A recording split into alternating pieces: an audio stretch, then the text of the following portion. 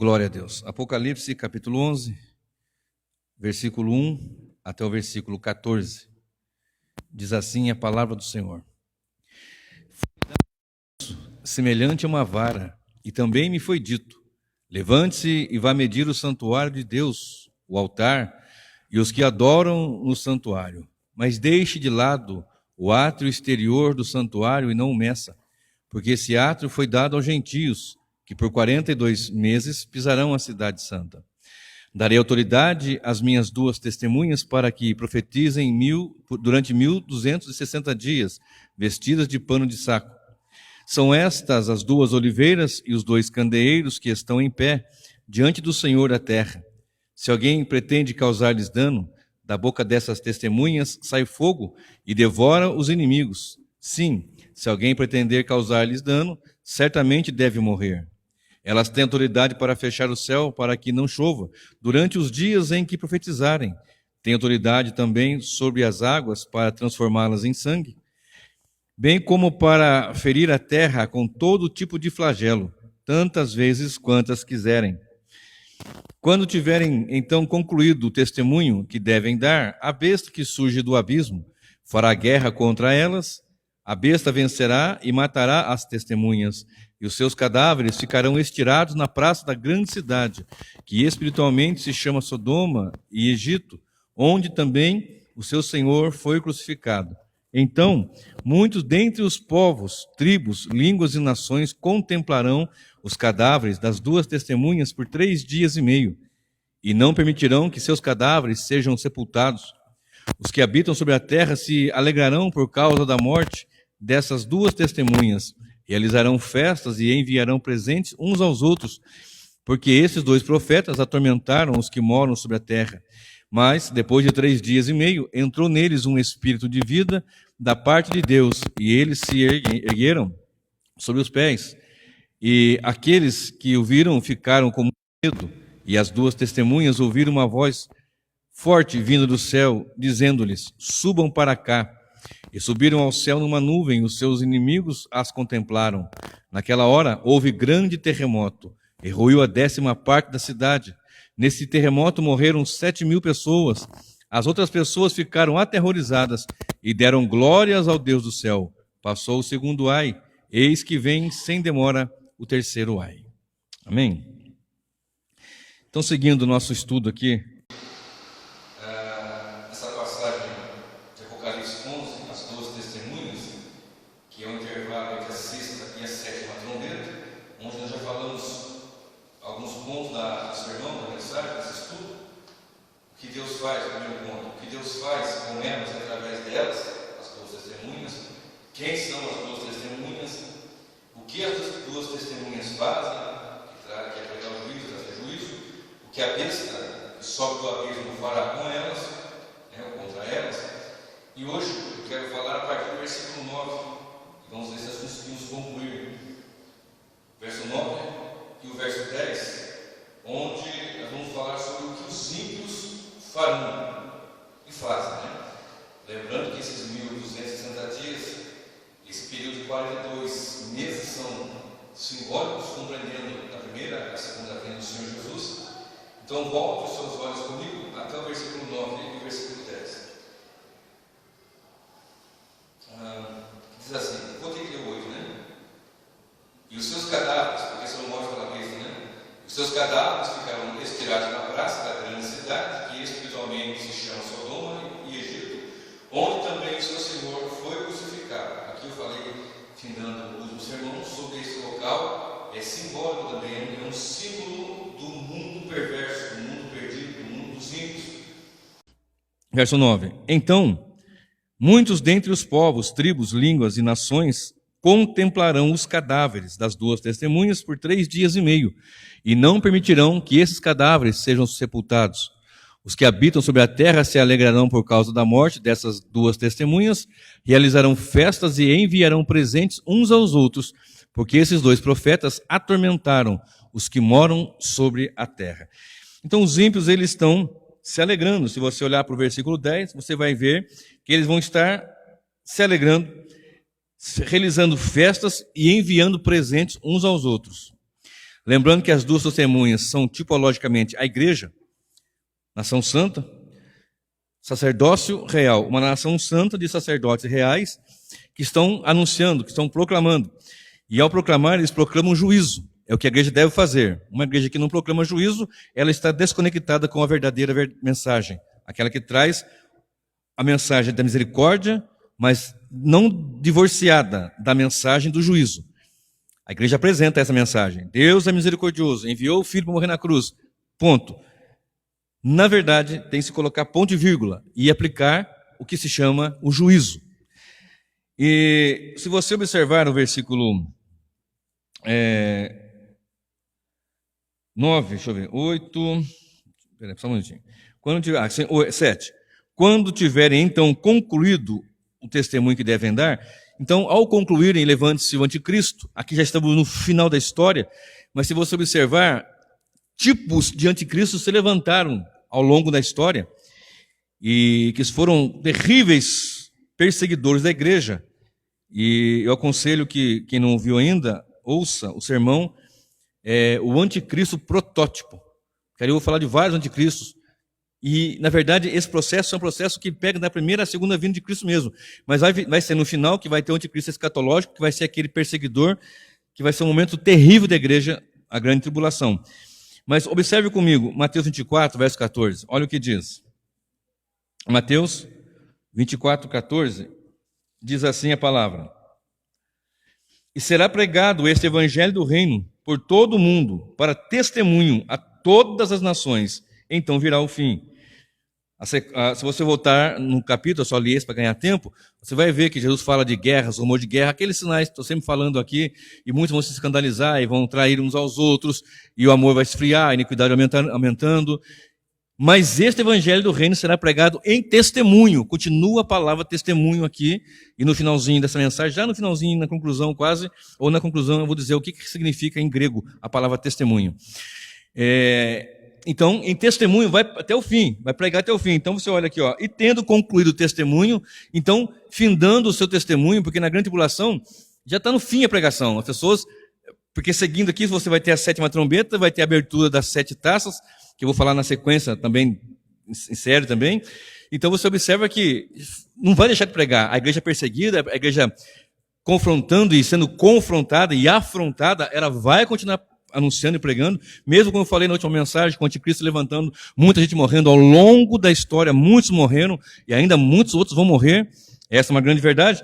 Então, por conta do anticristo, que nós lemos nos versículos anteriores, e na mensagem anterior, que persegue a igreja, que mata a igreja, que destrói a igreja, no sentido de matar, não de destruir, de paralisar, de parar, não pode parar. A igreja é do Senhor, é a noiva do Cordeiro, ela anuncia e proclama. Então você observa que os seus cadáveres vão ficar tirados na praça. Isso aqui é um sinal do que? Da morte dos crentes, dos santos, ao longo dos anos. Em todas as eras, em todos os tempos. E muitos dos povos, verso 9, muitos dentre os povos, tribo, língua, nação, vão contemplar essa morte e vão se alegrar com isso. E não vão permitir que os seus cadáveres sejam sepultados. Isso aqui é uma tipologia do desprezo, do vitupério. Imagina você ter o seu ente querido que partiu, que faleceu, e você não enterrá-lo. Não poder prestar uma honraria. Não enterra, não deixa aí. E vamos festejar por causa da morte deles.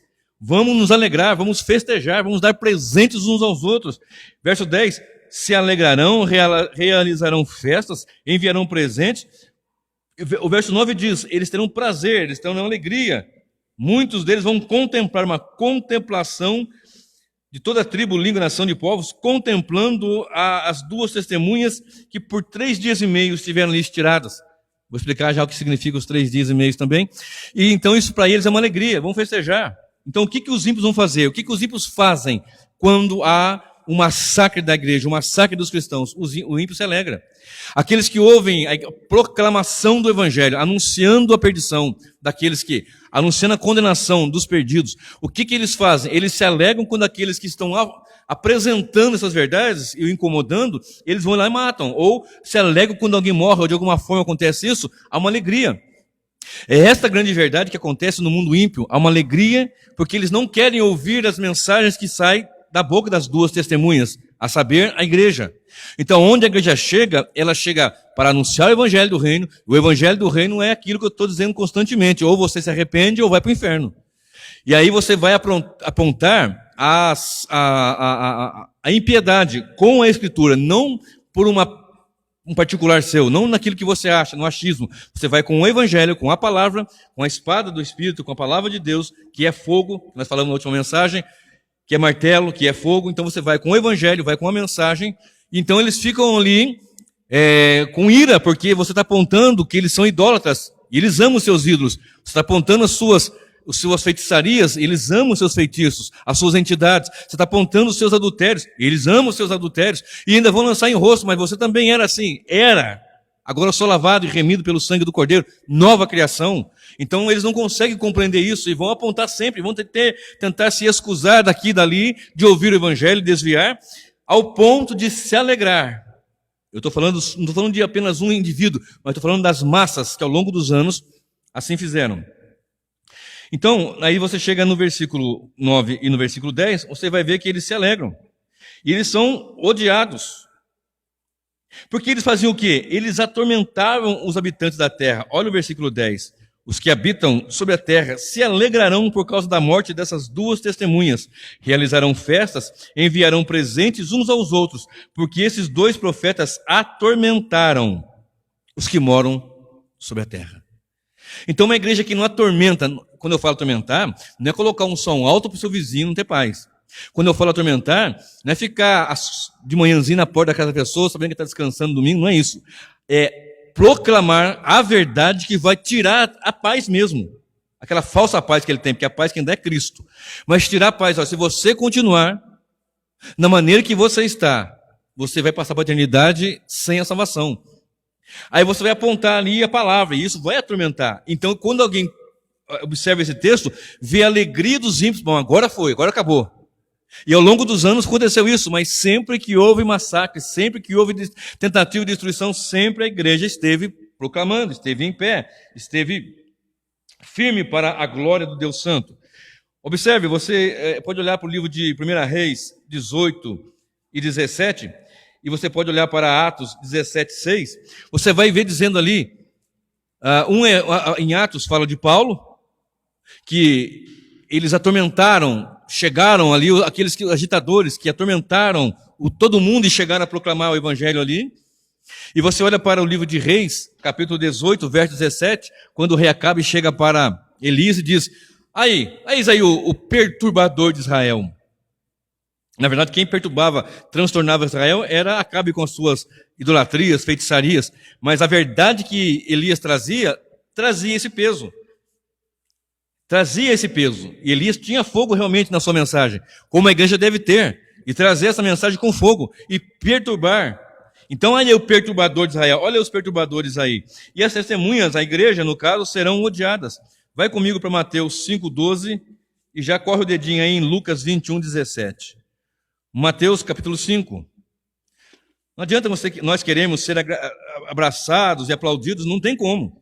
E é um grave perigo quando você vê a igreja sendo abraçada pelo sistema mundano e corrompido. Se você olhar pessoas ali sendo abraçadas e aplaudidas e mancomunadas, é um perigo muito grande, porque não é isso que a Escritura diz. Olha o que diz a palavra em Mateus 5 e o verso 12. 11 e 12. Bem-aventurados são vocês quando por minha causa os insultarem e os perseguirem e mentindo disserem todo o mal contra vocês. Alegrem-se, exultem, porque é grande a sua recompensa nos céus, pois assim perseguiram os profetas que viveram antes de vocês. Então você proclamar o evangelho, você vai ser perseguido, inclusive por aqueles que se dizem irmãos, mas que são o joio, a falsa igreja. Quando nós estamos pregando o evangelho, isso vai incomodar todo mundo ímpio, seja esse mundo ímpio chamado e conhecido por idolatria, chamado e conhecido por promiscuidade, ou conhecido até por uma igreja que na verdade só tem o nome de igreja, mas que é uma prostituta, uma meretriz, conforme diz a palavra do Senhor aqui mesmo em Apocalipse. Então nós temos que observar isso. A igreja que proclama o evangelho, é verdade que ela vai ser agradável àqueles que amam a verdade, mas aqueles que vão contra, que vai ser confrontado com a verdade, vai odiar mesmo. Mas o Senhor disse, olha, bem-aventurados vocês são, quando vos odiarem, e mentindo. Porque você não está dando motivo para a pessoa te odiar. O problema é quando alguém, um cristão, ou dado cristão, chamado cristão, dá motivos para que outros apontem. Aqui a questão é por causa do nome. Porque quem proclama o nome vai proclamar a verdade do Evangelho. E a verdade do Evangelho, ela é esmagadora. A verdade do Evangelho, ela é esmagadora. Observe Lucas 21 e o verso 17. Lucas capítulo 21, verso 17, diz assim a Sagrada Escritura. Aqui. Todos odiarão vocês por causa do meu nome, mas não se perderá um só fio do cabelo da cabeça de vocês. É pela perseverança que vocês ganharão a sua alma. O que quer dizer isso daqui? Vocês serão, por causa do Evangelho, por causa do nome, serão odiados. Mas nenhum fio da sua cabeça vocês vão perder. Na sua perseverança, é pela perseverança que vocês ganharão a sua alma. Algumas pessoas interpretam aqui errado. Quer dizer que se eu perseverar até o fim eu vou ser salvo. Não é isso. Ele está dizendo que uma igreja do Senhor não vai perder um fio. Mas não disse até agora que vai matar. Inclusive o texto está dizendo isso. Que vai matar, mas não vai perder. Eu já falei e vou repetir. Ele pode matar o corpo. As forças do mal podem matar o corpo. Pode matar milhares. Pode entrar agora ali e fuzilar todo mundo aqui. Nós três, no caso. Porque estamos gravando com a porta fechada, não estamos em culto. Pode fuzilar aqui nós, mas não vai atingir um fio de cabelo. Por quê? Porque ele vai ser ressuscitado no último dia. Está guardado com o Senhor, está protegido com o Senhor. Agora, e garantido a ressurreição. Observe, João 15, Evangelho de João, capítulo 15. Olha só o que diz, do verso 18 em diante. João, capítulo 15, do versículo 18 em diante, diz assim a palavra do Senhor. 15, 18.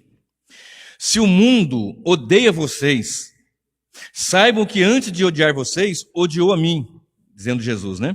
Se vocês fossem do mundo, o mundo amaria o que era seu, mas vocês não são do mundo. Pelo contrário, eu dele os escolhi. Não foi assim que ele fez conosco? Nos tirou, nos chamou de todas as tribos, línguas, povos e nações, do mundo ímpio? Sim. E por isso o mundo vos odeia. Lembre-se da palavra que eu disse a vocês. O servo não é maior do que o seu senhor. Se perseguiram a mim, também perseguirão vocês. Se guardaram a minha palavra, também guardarão a de vocês. Tudo isso, porém, farão com vocês por causa do meu nome. Porque não conhecem aquele que me enviou. Se eu não estivesse vindo e lhes falado, eles não teriam nenhum pecado. Mas agora não tem desculpa do seu pecado. Quem odeia a mim, odeia também o meu Pai. Se eu não tivesse feito entre eles as obras que nenhum outro fez, eles não teriam nenhum pecado. Mas agora, não somente viram, como também odiaram, tanto a mim como meu Pai. Isso, porém, é para que se cumpra a palavra escrita na lei deles. Odiaram-me sem motivo. Quando, porém, vier o Consolador, que eu enviarei a vocês da parte do Pai, o Espírito da verdade, que dele procede, ele dará testemunho de mim. E vocês também testemunharão, porque estão comigo desde o princípio. Observaram aqui? Nós não somos do mundo. Ele nos comprou do mundo. Nos tirou do império das trevas. Nos tirou da potestade do ar, da podridão. E agora o mundo nos odeia, porque nós estamos nele. Mas ele nos chamou para que nós fôssemos o quê? Testemunhos. E o Espírito da verdade nos enviará da parte do Pai. Ele procede do Pai e dará testemunho de Cristo, e vocês testemunharão, porque estão comigo desde o princípio. Falando aos discípulos, mas aqui fica para a igreja esse entendimento, que nós somos testemunhas, as duas testemunhas. Na lei de Moisés, eu não vou ler, mas só vou citar aqui, em Deuteronômio 17, verso 6, você vai observar que era necessário que 2 ou 3 testemunhas ocorressem para que fosse uma acusação feita, para que testificasse alguma coisa, não poderia ser apenas uma, teria que ser 2 testemunhas. Se você olhar para Mateus 18, 16 em diante, até o 18, você vai ver o Senhor Jesus também explicando sobre a situação de 2 testemunhas. Então, por isso que a igreja é e são, até de falar, né, é e são essa questão, né? A igreja é as 2 testemunhas, ou as 2 testemunhas são a igreja. Gramaticalmente fica difícil, mas é isso, porque ela tem essa função de ser um reino sacerdote que testemunha a verdade, que sai fogo da sua boca. E note comigo, você já viu uma igreja que proclama a verdade, que prega com peso, ser abraçada pelo mundão? Você não consegue ver uma igreja que anuncia o pecado ser abraçada pelo mundão. Agora, uma igreja que não tem compromisso com a verdade, que compactua com a mentira, compactua com o engano, que faz seus conchavos, inclusive galgando posições na sociedade, questões financeiras, questões políticas, questões de toda essa natureza. Essa igreja vai pregar contra o pecado? Ela vai ter coragem de chegar como fez João Batista, por exemplo, profeta de Deus, e anunciar o pecado? João Batista foi enviado para preparar o caminho do Senhor, preparar as veredas, voz do que clama no deserto, etc, etc. O que ele tinha que se meter a falar do que ele falou com Herodes e perder a cabeça? Tinha, porque ele era servo de Deus, era profeta de Deus. E o profeta de Deus, ele vai entregar a mensagem, ainda que a cabeça vá num prato. É essa a verdade. Ainda que a cabeça vá num prato, você tem que pregar toda a verdade. Tem que anunciar a verdade. Estou aqui para proclamar o evangelho. E para proclamar o evangelho, você tem que saber que sua cabeça pode ir num prato. A cabeça vai num prato, mas a mensagem vai ser entregue na íntegra. E isso vai gerar ódio. Observe. Esses ímpios do mundo aqui, do versículo 9 e 10, eles vão se alegrar. Eles vão ficar felizes, vão festejar e vão entregar presentes uns aos outros. Vão ficar muito felizes. Então muitos, dentre os povos, tribos, língua e nação, contemplarão os cadáveres, e por 3 dias e meio e não permitirão que esses cadáveres sejam sepultados. Vão ficar felizes, vão ficar alegres, vão ficar radiantes de alegria. Agora, durante a história, você vai observar que houve grandes momentos de tortura de muitos cristãos. Você pode observar, por exemplo, a tortura dos imperadores romanos. Já falei aqui em várias mensagens. Após a Revolução Francesa, naquele período do iluminismo ali, chegou-se a proclamar a morte da igreja. Houve ali um movimento de ateus muito forte ali. As pessoas começaram a se levantar de uma maneira ali que não acreditavam em Deus e se revoltaram contra Deus e até mesmo proclamaram a morte da igreja. Se você observar no período da medieval, na noite de São Bartolomeu, 24 de agosto de 1572, onde cristãos foram colocados em postes e ateados fogo, que incendiados, uma rua inteira ficou acesa com a fogueira dos crentes ali. Isso aqui é só um dos exemplos. A Revolução Russa. Ou seja, várias ocasiões, inclusive hoje, na atualidade. Então, o que os ímpios fazem com a igreja? Eles odeiam a igreja e eles se alegram com a morte, com a aparente morte da igreja. Agora, sexto ponto. O que Deus fará para a igreja? O primeiro ponto é o que Deus faz com a igreja através dela. Separa, mede e dá poder. Agora, o que Deus fará por elas? Porque a igreja é perseguida. E nós lemos no último sermão também que por muitas dificuldades o crente deve passar. Paulo ensina, né? Por muitas provas e tribulações entra no reino dos céus. Eu falei que em Romanos, algumas passagens, momentos difíceis e passagens que o apóstolo Paulo instruiu sobre, ali em Romanos, capítulo 8, verso 12, 17, 18, situações que a igreja, ainda que vai passar dificuldade, o que nos aguarda é muito maior do que vamos passar aqui. Mesmo tendo matado, mesmo tendo essa dificuldade, porque quando você olha isso aqui, mas nós estamos aqui, a igreja pregando tudo quanto é canto, aqui no Brasil pelo menos, tem igreja de todo lado, tem uma aqui embaixo, tem uma aqui em cima, tem uma do lado de lá, tem uma para cá, está cheio. Você não pode confundir ajuntamento apenas com ajuntamento solene de fato de Deus. Você não pode juntar todo o joio para chamar de trigo. Você não pode juntar todo o trigo para chamar de joio. É uma verdade também, não podemos deixar de dizer. Mas, com o passar do tempo, e quando o tempo for findando, isso vai apertar. Tudo que eu estou falando de perseguição, de matança, de ódio, de ira, de tudo isso, isso é só ainda o princípio das dores. E quando vai afunilando, vamos para a apostasia. E quando chegar na apostasia, aonde não só aqueles que dizem ser crentes vão se voltar contra Deus, porque às vezes a pessoa fala, mas está indo com a Bíblia na mão, está ali com terno e gravata, alguma coisa assim. A verdade está sendo anunciada, a verdade tem sido obedecida, porque você não pode chamar de igreja, de ajuntamento solene, de culto a Deus, aquilo que traz misticismos. Você não pode chamar de culto um negócio que fica um povo louco gritando, rodopiando, rodando e um frenesi sem quantia, e as pessoas olham e vê e não sabem se aquilo é uma igreja, é um centro espírita, olha na placa, está escrito igreja não sei o que, não sei o que. Mas quando olha para dentro do templo, do salão, vê uma algazarra, uma balbúrdia, algo dessa natureza, e coisas desconexas sendo ditas, coisas sem pé nem cabeça, aí vem um doido pensando que é o Thor, com o martelo do Thor, é o pastor. Não é nem pastor, é o pastor. Eu te mandei hoje, né? Ungindo a pessoa com uma... Sei lá se está ungindo, é o jeito de falar deles, né? Com aquela marreta. E o povo gosta, o povo acredita. Aí sai um doido dizendo que dia 8 agora de maio, portanto, sexta-feira, né? O dia 8, sexta-feira? Sexta-feira vai ter a partir de sexta-feira ou antes, não sei que são 3 dias de trevas, que os demônios vão chegar no portão, se chamar você não pode atender, que vai chamar com o nome de um parente, que alguém já me disse, eu não tive estômago para ouvir todo o áudio, mas me contaram que se o carro nesse dia não vai dar partida, e que você tem que guardar vela em casa e tem que ser vela branca.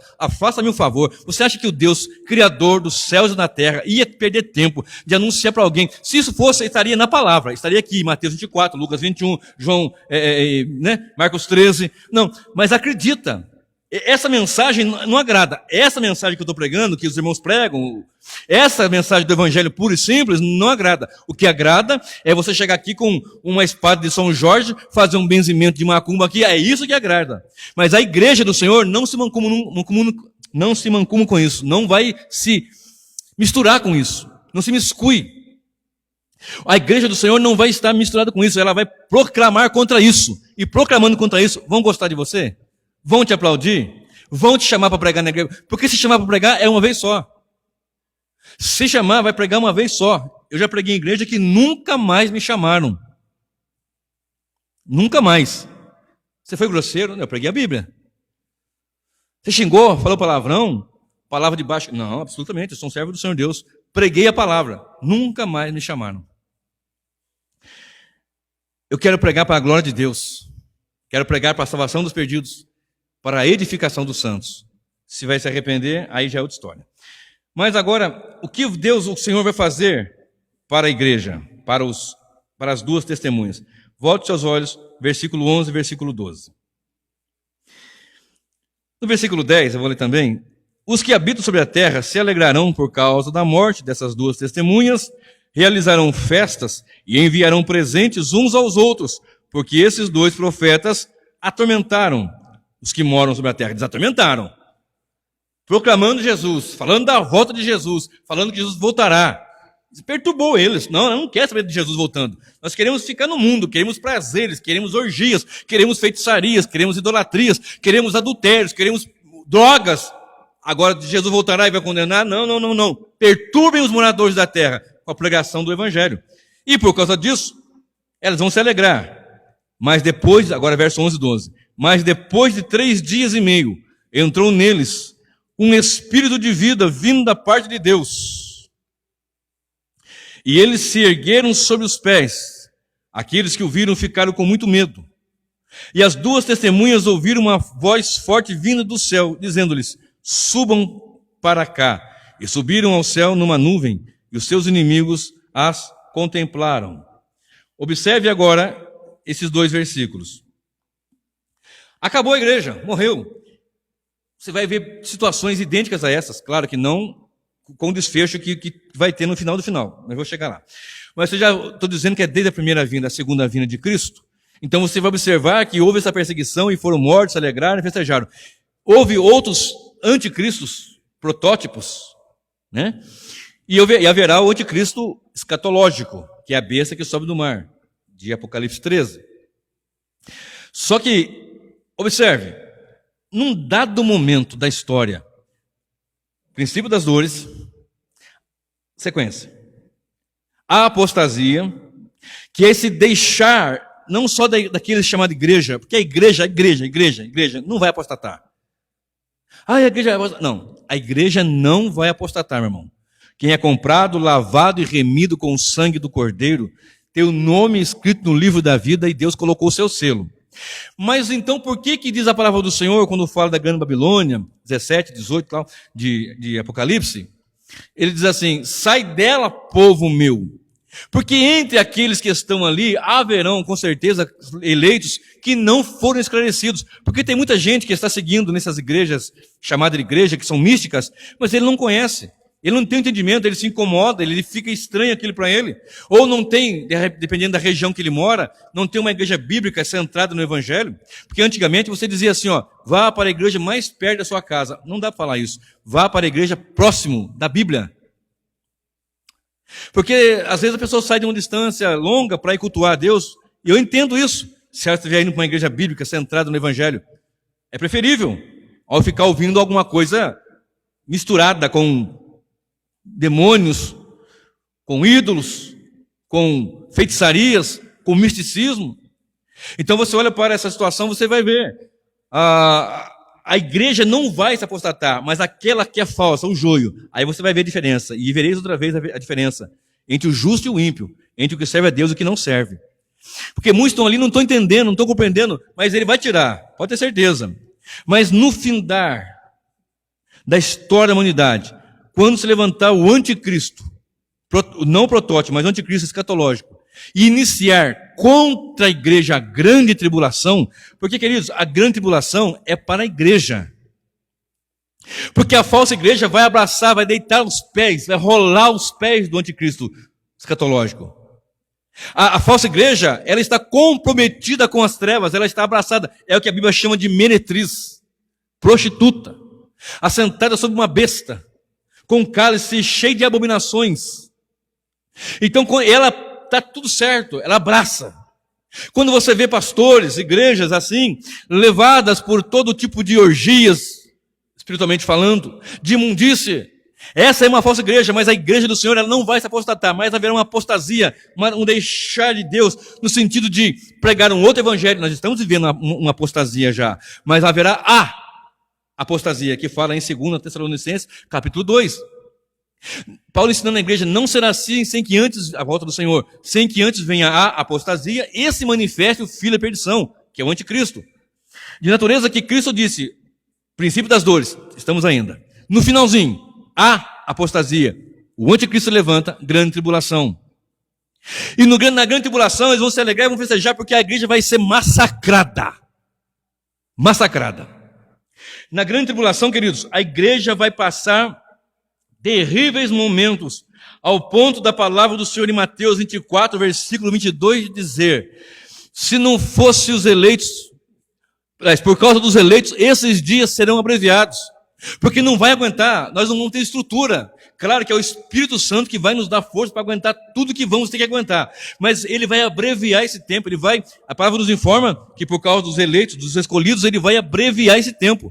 É um tempo que ele vai diminuir, ele vai encurtar esse tempo da perseguição terrível, mas mesmo assim, vão morrer muitos crentes, muitos serão decapitados, muitos serão esfolados vivos. Você vai ver, infelizmente, cristão, você vai observar, vai ver muitos dos seus entes queridos, netos, filhos, pai, mãe, sogra, sogro, avô, sendo decapitados, perseguidos e com fome.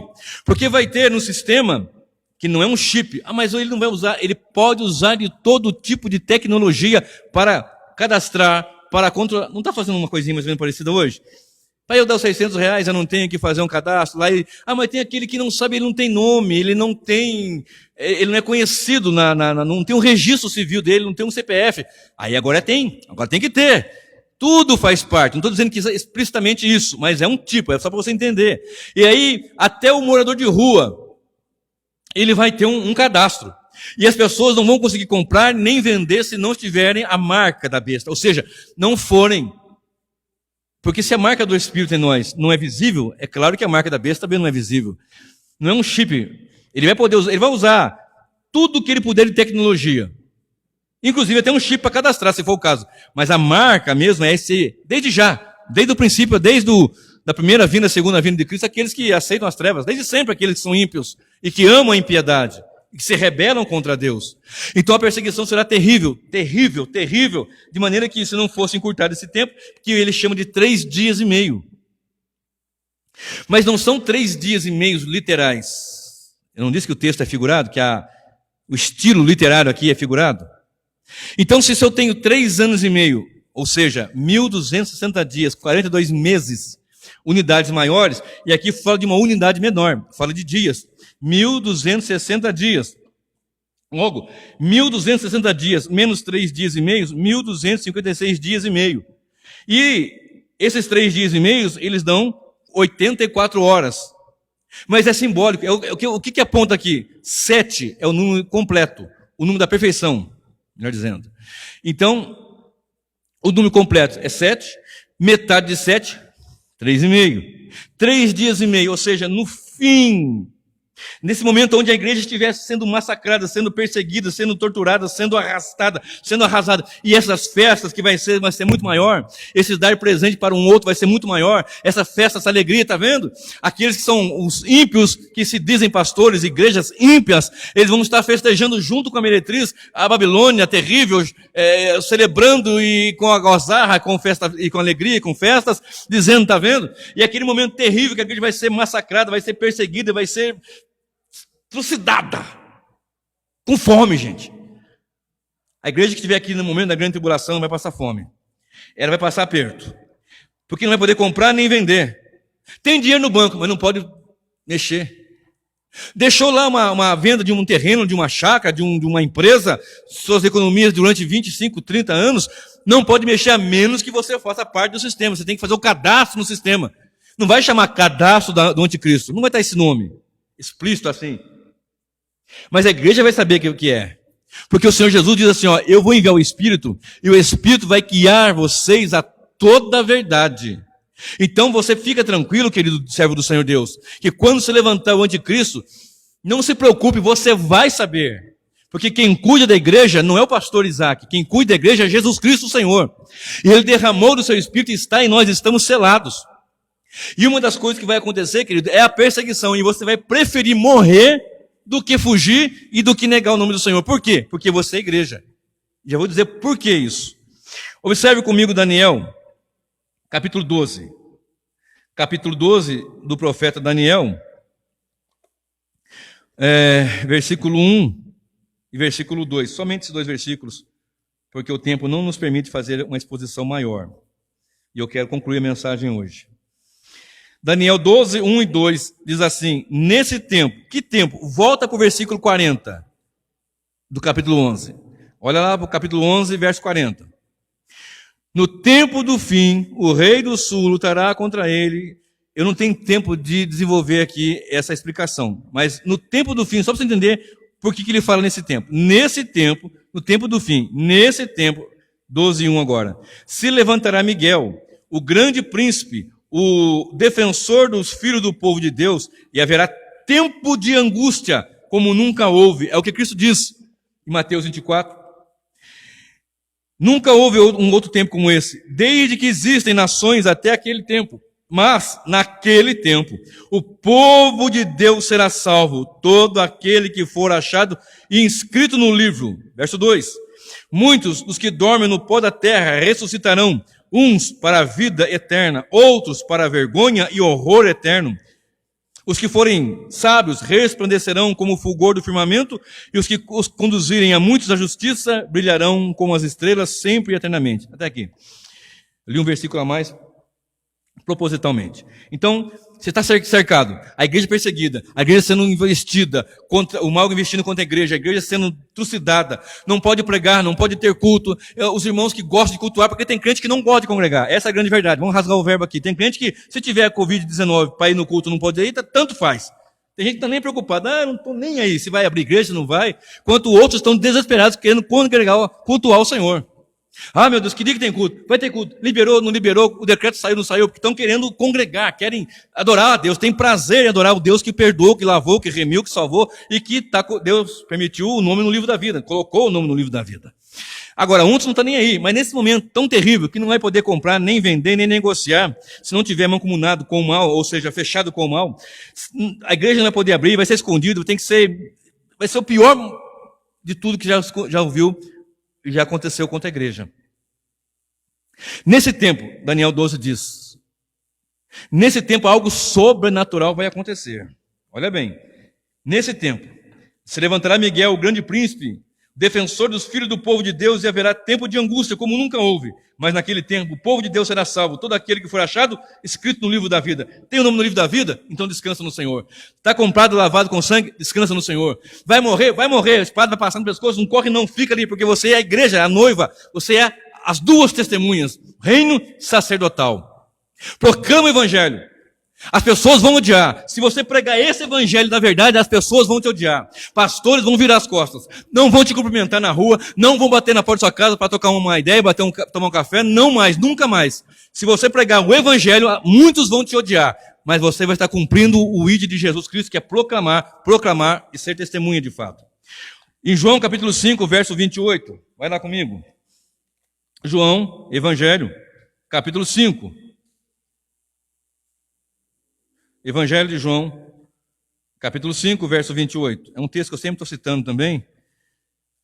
24 e 25 fala da primeira ressurreição, que é espiritual. E aqui o 28 e 29 fala da ressurreição física. 28. Não fiquem maravilhados com isso, porque vem a hora em que todos os que se acham nos túmulos ouvirão a voz dele e sairão.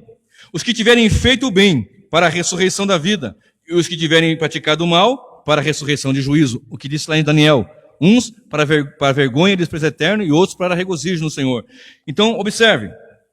1 Coríntios 15, 51 fala assim: eis aqui vos digo o mistério. Na verdade, nem todos dormiremos, morreremos, mas transformados seremos todos, no momento, num abrir e fechar de olhos, ante a última trombeta. Porque a trombeta soará e os mortos ressuscitarão incorruptíveis.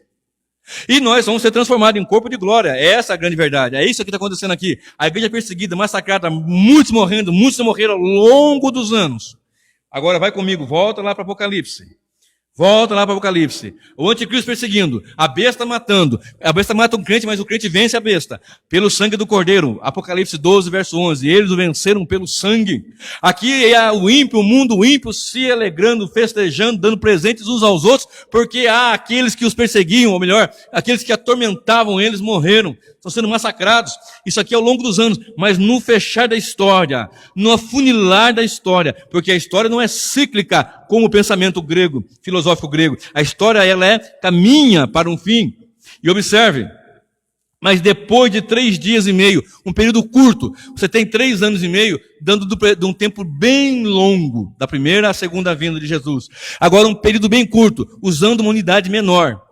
Semelhante, mas menor. 3 dias e meio. Naquele momento terrível da igreja, da perseguição da igreja. Naquele momento que ele diz na sua palavra, se ele não encurtasse esse tempo, não abreviasse esse tempo, nem os eleitos iam aguentar de tamanha aflição que vai ser. Mas depois de 3 dias e meio, entrou neles. Em quem? Nos profetas, nas 2 testemunhas. Um espírito de vida da parte de Deus. E eles se ergueram sobre os pés. Aqueles que ouviram ficaram com muito medo, e as 2 testemunhas ouviram uma voz forte vinda do céu: subam para cá. E subiram ao céu numa nuvem, e os seus inimigos as contemplaram. Agora você olha a história que está aqui, a igreja, perseguida, massacrada, ao longo dos anos, o sistema comunista, o sistema socialista, o sistema dos ímpios, o mundo, a meretriz, a prostituta, todo o perverso sistema diabólico, satânico, o mundo jaz do maligno, a besta que sobe do mar, a besta que sobe da terra, o falso profeta, o anticristo, o falso profeta, a meretriz, a igreja falsa, que é um sistema político e religioso, todo esse mal, todo o império das trevas contra a igreja, massacrando a igreja e sucumbindo ali, os crentes morrendo numa perseguição ferrenha. De repente o texto aqui diz assim: mas depois de 3 dias e meio entrou um espírito de vida. Ou seja, o que eu li agora há pouco, 1 Coríntios 15, 51, nem todos dormiremos, mas transformados seremos todos. Aí diz o texto sagrado, olha só o que está escrito aqui: mas um espírito vindo da parte de Deus entrou neles, e eles se ergueram sobre os pés. Aqueles que ouviram ficaram com muito medo. Os ímpios, as trevas, o mal, olhou e viu que eles se levantaram vivos. E continua o texto dizendo: se ergueram sobre os seus pés, e eles ficaram com muito medo.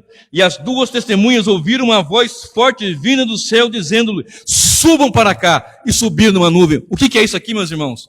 Isso aqui é quando Cristo voltar numa nuvem. Apocalipse 1, verso 7. Eis que venho sem demora, e todo olho verá. E a palavra do Senhor fala lá em Atos 1 também, quando ele foi levado aos céus, uma nuvem o cobriu, e os anjos disseram, por que vocês estão olhando para o alto? Jesus, da mesma forma que ele foi, ele voltará. Então, eu tenho que olhar agora para 1 Tessalonicenses, capítulo 4, verso 16, que diz, porque o mesmo Senhor descerá do céu, com alarido, uma voz forte. Você leu aqui? Ouviram uma forte voz. O mesmo Senhor descerá do céu com alarido, com voz de arcanjo e com a trombeta de Deus.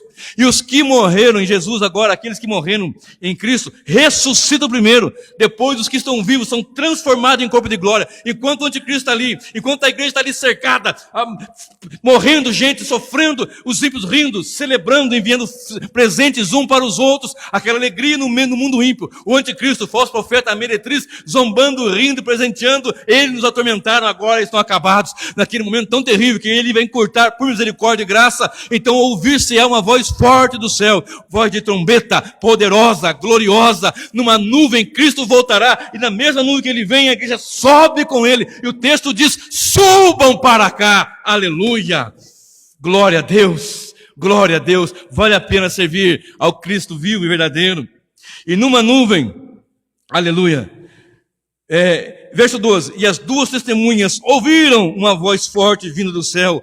A voz é para as testemunhas, é para a igreja, é para aquele que é lavado e remido no sangue do Cordeiro. E a voz diz, subam para cá. Isso é o que Deus vai fazer com as testemunhas. Eles subiram ao céu numa nuvem, e os seus inimigos a contemplaram. Agora, meus queridos, observem, a igreja subindo numa nuvem, diante do Deus Todo-Poderoso. Observe agora o que Deus faz aos ímpios. Verso 13. Versículo 13, o último ponto da mensagem, e depois só a conclusão. Naquela hora, houve grande terremoto. Você pode conectar essa mensagem aqui, esses versículos, com Mateus 24, tremor de terra e terremoto pela vinda do Senhor. Você pode conectar com Marcos 13, com Lucas 21. Você pode observar a segunda epístola de Pedro. Enfim, eu não tenho tempo de ler todos esses. E diz o texto, verso 13, naquela hora houve grande terremoto, e ruiu a 10ª parte da cidade. Simbólico, nesse terremoto morreram 7.000 pessoas.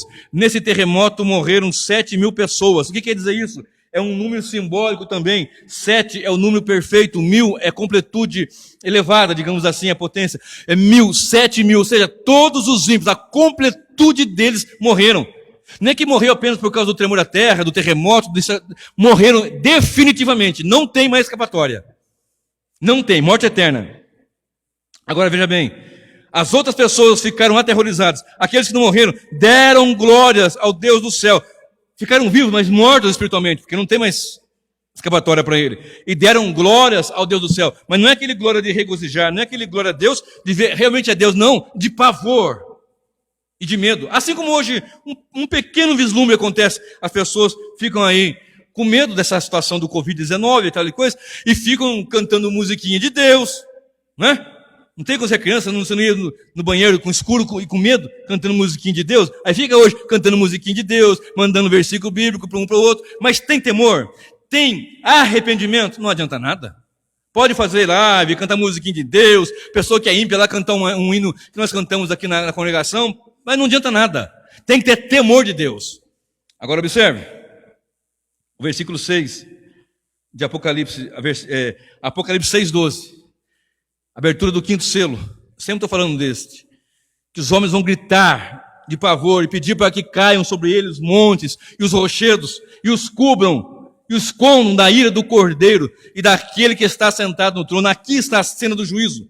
Versículo 14 fala assim, e passou o primeiro ai, eis que sem demora, passou o segundo ai, eis que sem demora vem o terceiro ai, onde eu preguei sobre as 7 trombetas, e aqui é o contexto entre a 6ª e a 7ª, e na 7ª o anjo tocou a trombeta, e houve no céu vozes fortes, o reino do mundo se tornou do nosso Senhor, do seu Cristo. Aqui é consumação, juízo final e consumação. Eu já preguei aqui as 7 trombetas, depois você vai lá e ouve esse sermão. Então fecha aqui a história. Observe. Presta bem atenção. Você lembra quando lá em Êxodo 32:25, morreu 3.000, porque eles estavam ali adorando bezerro, e os levitas vão e matam 3.000. Aqui morre 3 mil, quer dizer, 3 mil, uns 3 mil, fala ali, uns 3 mil, pode ser 3.500. E aqui fala de 7 mil, completo, lá a metade. Aqui é completo. Observe. Atos, capítulo 1, e o versículo 8. Abre comigo lá. Atos, e aqui é a minha conclusão. Atos, capítulo 1,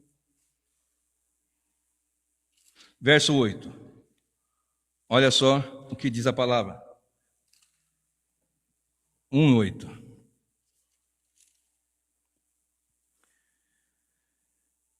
Mas vocês receberão poder ao descer sobre vós o Espírito Santo, e serão minhas testemunhas, tanto em Jerusalém, como em toda a Judeia, Samaria e até aos confins da terra. Jesus estava indo e deixou essa instrução.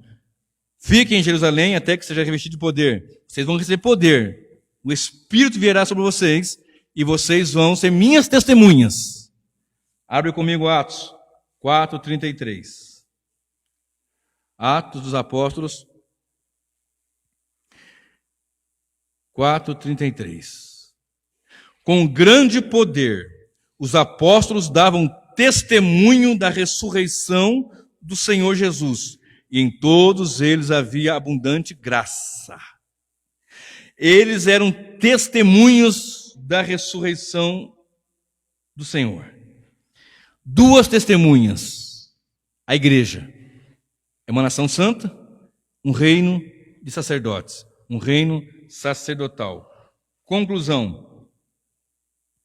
A igreja é esse testemunho, que anuncia a verdade, que anuncia juízo, que não foge da briga, que não se acovarda, que não tem dado a ele o espírito de covardia, mas de poder, como está escrito aqui. Eu falo briga no sentido de proclamação. O que quer dizer a palavra testemunho, ou testemunha, em grego? A palavra testemunha em grego é martiria. Martiria. O que quer dizer isso, martiria? Martírio, de onde vem nosso martírio. Ser testemunha de Jesus é, de alguma forma, em alguma medida, ser martirizado. Ou pelas perseguições ferrenhas, ou pelas lutas no dia a dia. E é um martírio, é testemunha forte, num mundo tão perverso, tão cheio de mentira, tão cheio de engano, tão cheio de tantas atrocidades. Mas nós somos chamados para sermos mártires desse evangelho. A palavra testemunha quer dizer martiria, martírio. Ser testemunho de Cristo é passar por esse martírio. Se tivermos que passar pelos mais ferrenhos martírios, se tivermos que ser decapitados, esfolados, alguma coisa assim, saiba que o Espírito do Senhor Deus está em nós, porque não nos deu o Senhor um espírito de covardia, mas de poder. E esta voz, subam para cá, só as duas testemunhas vão ouvir, só a igreja do Cordeiro vai ouvir. Amém? Vamos orar?